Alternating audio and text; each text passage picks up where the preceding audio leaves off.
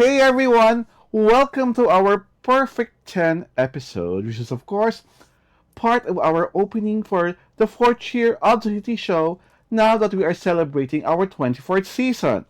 This is Alvin Ignacio, the diva that you love. Together with me is my kumaring Ultra Maldita. Hi, this is Alex Brosas. And welcome.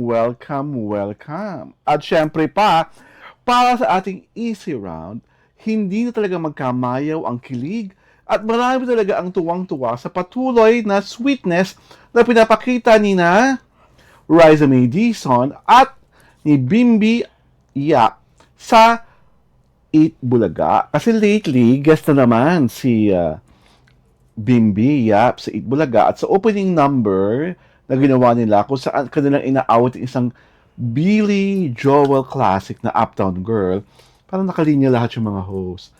Kanya-kanyang segment ng pagkanta ng binahagi-bahagi kada yung lyrics ng kanta. Chinap-chap. Tapos pagdating na nung time na kakanta na si Riza, tapos kasunod niya si Bimbi, kumanta na naman sila ng sabayang awit. Tapos umarte si Bimbi na parang kunyari luluhod. Luluhod ng payakap kay Riza May. Tapos si Riza May, parang in a way, she was surprised with action. Tapos kita-kita mo sa mga Itbulaga Dabar kasi, ay, ano yan, ganyan. Tapos, inaakbayan na talaga. Lagi nang inaakbayan si Riza May during that segment. And while they were doing a game, kita-kita mo talaga na ang ganda na talaga ng repartee nilang dalawa ni Riza. Bimbi and Riza. Mare, bakit kaya ang mga tao ngayon kilig na kilig sa partnership na ito ni Bimbi Yap at ni Riza May? What is it about them that makes people so kilig? At ang daming nagbabalik loob sa Itbulaga because of Bimbi being there. One, because Bimbi is still in the phenomenal stage. Yes, okay. Kasi ito yung first exposure. Yan, sa TV. Na medyo pangmalakasan. Pangmalakasan, di ba? Noontime show. Everybody's watching, di ba? Yes. So, his existence is a breath of fresh air in the noontime time slot. Yes. Di ba? Oo. Number 2, syempre nandun pa rin yung yung proverbial dream na may pogi, tapos may hindi masyadong kagandahan. Let's face it, hindi ko sinasabing pangit si Riza, ha? Pero kasi, ang kanyang beauty, hindi talaga stand out to the standard of beauties na pinasanayan nating lahat. Di ba, na matangkad, na matangos ang ilong, na Pero, what she lacks in beauty, she more than compensate for charm. For Yun charisma. Meron siya. Yes. Di ba? Na you cannot argue with that. Di ba? She has charisma, may charm siya. Kaya, yung mga tao can easily identify with her. And this situation that she and Bimbi belongs to. Di ba? Kasi, alam mo naman yung mga tao they're all dreaming for for a love team They're all dreaming that someday Riza May's decent prince will come and the prince is in the person of Bimbi. Di ba? Una-una, the height. Yes. Di ba? Yun ang yun ang very obvious It's very telling. Distinction ng dalawa. Yung isa matangkad, yung isa hindi. Di ba? Pangalawa yung personality. Di ba? Bimbi is parang reserve pa Di ba? Hindi pa siya all out. Siya, ha? Kumukulit na because yung last Thursday episode, sabi nga, ang observation nga ng mga netizen, gumagalaw ang bossing Vic na raw yung mga pakwela, yung mga sundot. Di ba? At saka, tawag dito, a new entrant in show business is always a welcome sight. It's a welcome development. Lalo pat, anak siya ni Chris Aquino. As lalo na this is Bimbi Yap we're talking about. Di ba?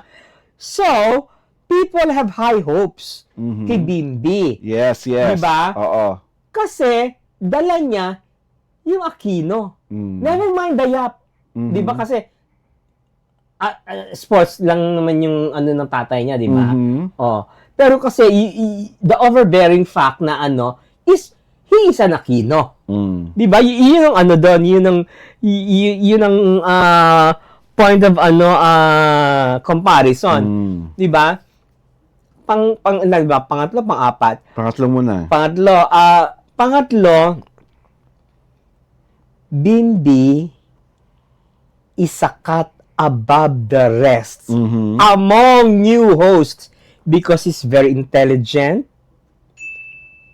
may charisma, may winning smile, may winning personality, things na hindi mo makikita agad-agad Sa isang host. Na baguhan. Oo. Diba? And what I like about them during the episode that I watched, tuwingin na sila ng outfit ni Raisa. Para na sila naka-white and khaki. Si Bimbi at si Raisa. So, they really look good together. Na si Bimbi naka-long sleeve na puti, naka-khaki. Tapos si Raisa, naka-white shirt, tapos naka-khaki pants din. And I also like the fact na parang wala talaga silang ilangan. Na nag-a-appeal sila, umaakbay sa kanyang ganun. Si Bimbi, hinihila niyang pa ganun si Raisa.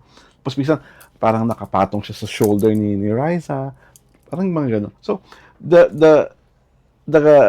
them being so natural and being so comfortable together, I think adds more to the appeal of them as a tandem.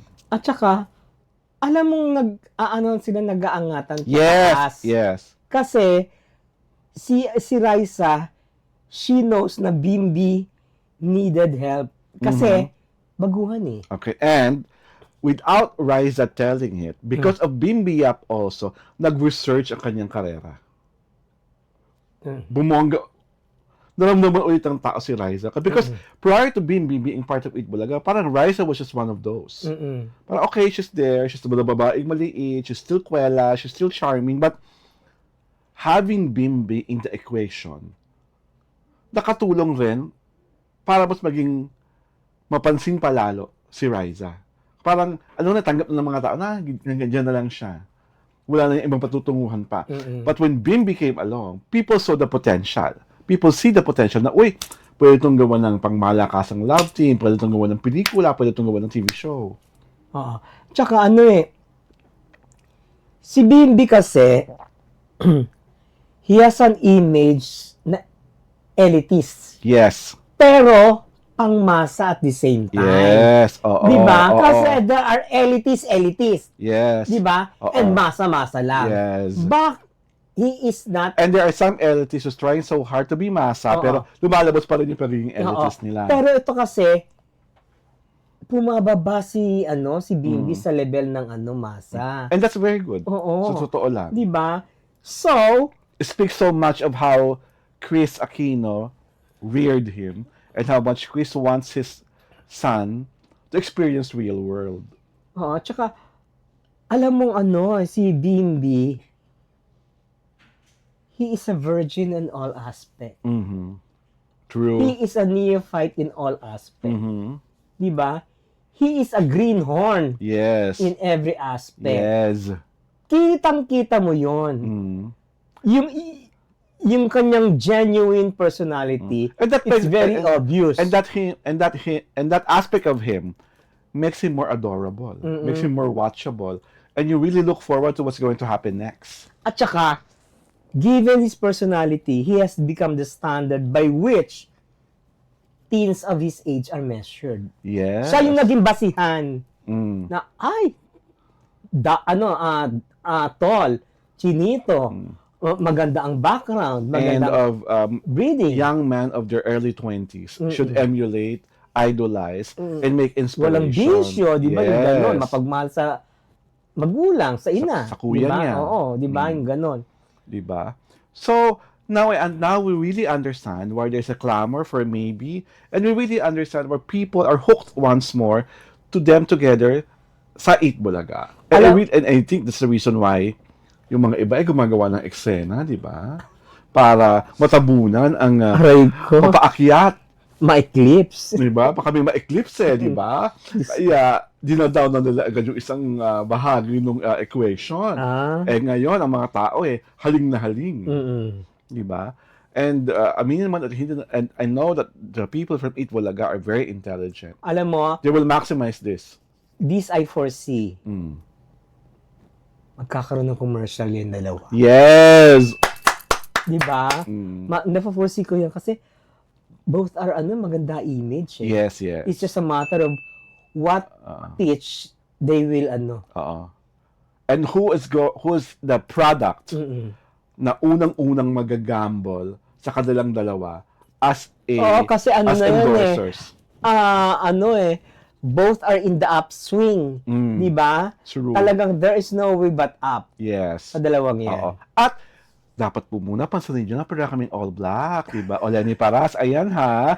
Finally, nag-turn on na kami ng kumaring ultra maldita ko. At syempre pa, hindi kami nag-usap. At syempre pa, ang isa pang upswing ay ang The Kitty Show. Ang Tarayan at Talakayan Showbiz Edition. Ito po si Alwad Ignacio, ang diva that you love. Kasama ko ang kumaring ultra maldita. Hi, this is Alex Brosas. Maraming salamat sa panonood at pagtangkilik sa The Kitty Show. Babalik po kami sa aming medium round.